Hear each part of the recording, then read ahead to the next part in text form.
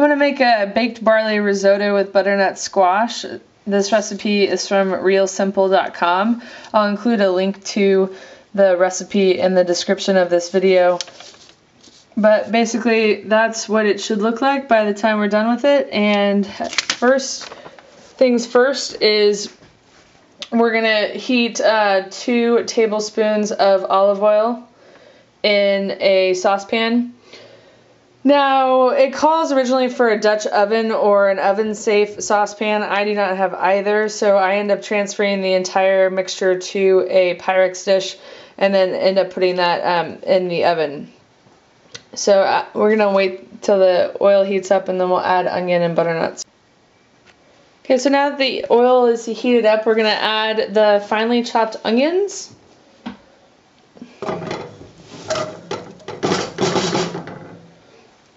And then I've also taken an organic butternut squash and cut it into 1-inch cubes.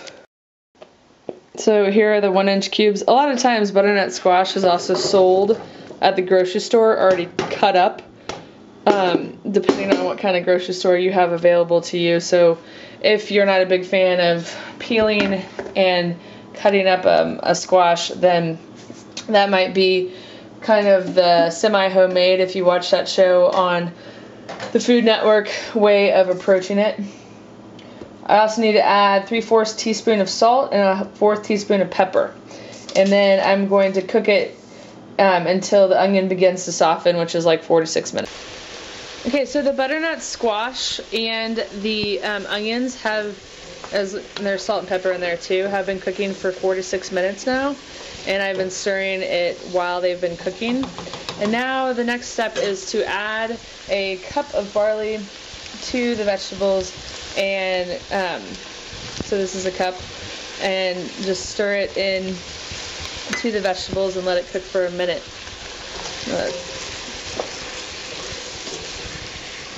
Then after that, we're going to add the white wine and cook, stirring until evaporated for about a minute.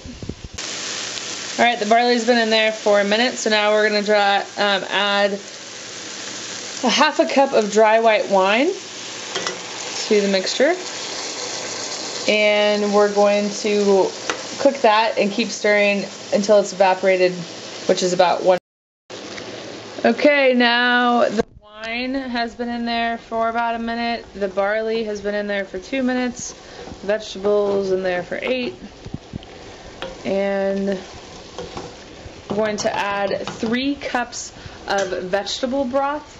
Of course, you could use chicken broth too. And then that is going to go in there. We're going to bring it to a boil and cover the pot and transfer it to the oven. So since this is not an oven-safe pot, I have a Pyrex dish already in the oven warming up so that it's going to be a similar temperature. And then we will add this to that Pyrex dish so that it can continue cooking in the oven. But first we need to bring it to. Okay, so now that it's boiling, we want to transfer it to the oven.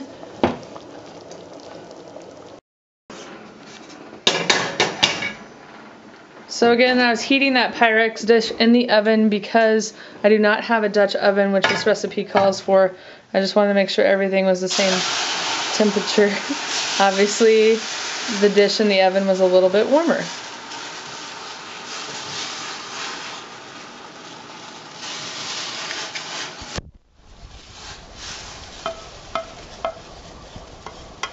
And then we're going to put this in the oven for 35 to 45 minutes until you see that the barley is becoming a little more, or has absorbed more of the liquid. And it needs to be covered as well. So put a cover on it and then bake it until the barley is tender. Okay, so now when you pull this out of the oven, you're going to uncover it.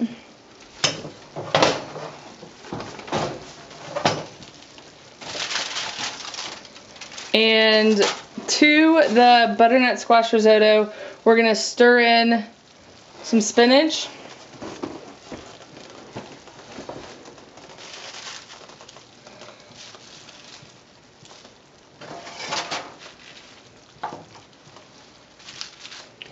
And we're also going to add a tablespoon of butter.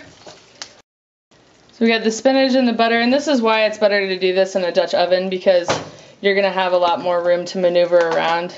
And then the last ingredient is a half a cup of Parmesan cheese.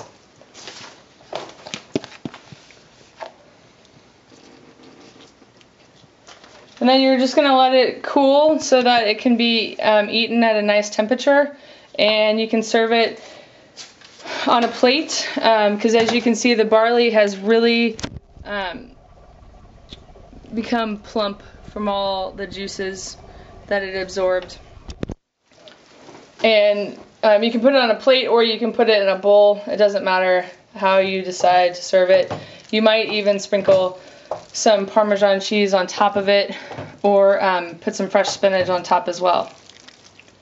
If you have any questions about baked barley risotto with butternut squash, please don't hesitate to ask.